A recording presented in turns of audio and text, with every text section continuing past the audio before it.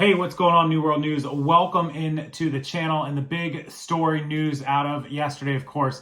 Brittney Griner, the WNBA star that was jailed in Russia at the beginning of the year. She was arrested for having hash oil in her luggage when she was passing through a Russian airport. She was in Russia to play basketball against Russian teams and other teams from around the world. She tried to come home and was arrested at the airport, detained, and subsequently had to go to trial and was sentenced to 9 years in prison. And in Russia, if you don't know anything about it, I think they're called gulags. They are basically hard labor camps, 14-hour work days, brutal conditions, not a lot of sleep, not a lot of food, everything just bad. And she's been in jail the majority of this year. I mean, a good solid 9 months. She went to trial. She was found guilty.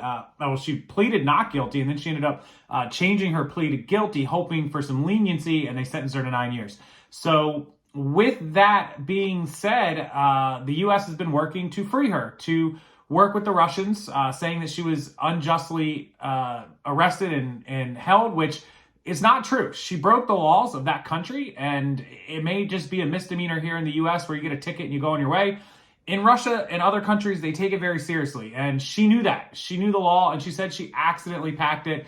I'm going to go with that's a lie. She packed it, thought she could get away with it, and she is probably a regular user of it. I believe she's admitted that she's a regular user of it.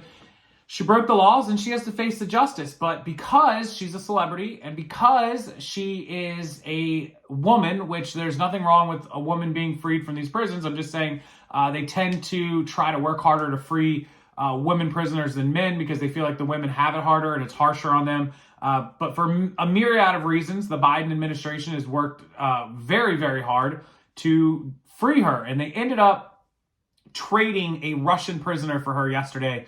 And the Russian prisoner, who's known as the Merchant of Death because he deals in weapons of mass destruction and high-powered rifles and guns and bombs, and he tanks. He sells these things out on the open market, the black market. The guy supplies terrorists with weapons, and he was freed to the Russian government in exchange for Brittney Griner.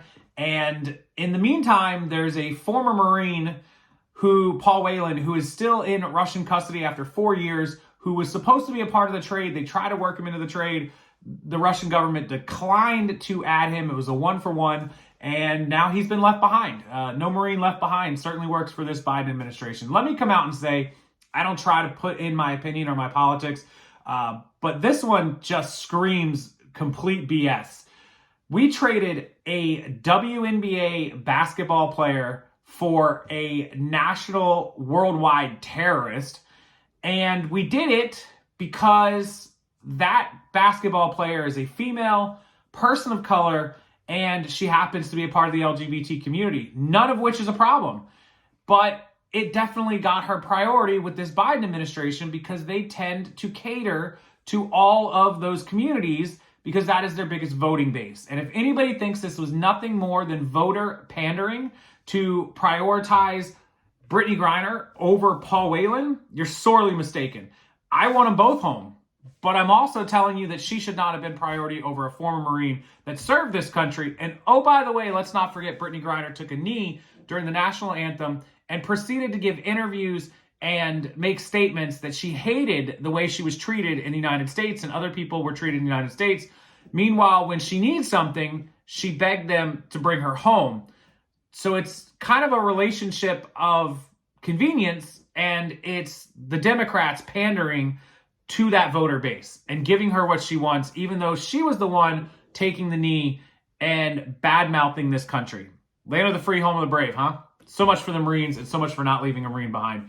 That's just my thoughts, my opinions on this. What do you guys think? I'll link the story below. You can check it out. And I can't wait to read the comments because, oh man, they're going to be good. I know it's coming. Anyways, story of the day. Yesterday, Brittney Griner free from Russia after a prisoner swap for Victor, the Merchant of Death, who basically deals in bombs and guns and weapons of mass, you name it, he does it, supplies terrorists, and he gets to go free. Brittney Griner gets to go free. Everyone's happy. Oh, except Paul Whelan, the Marine, still sitting in a Russian prison camp after 4 years. Anyways, I'll read the comments, guys. Hit that like button. If you could take just 1 second, subscribe down to the channel, hit the subscribe button. It would mean a million thanks from me. And you have a wonderful rest of your evening, and I'll see everyone next time.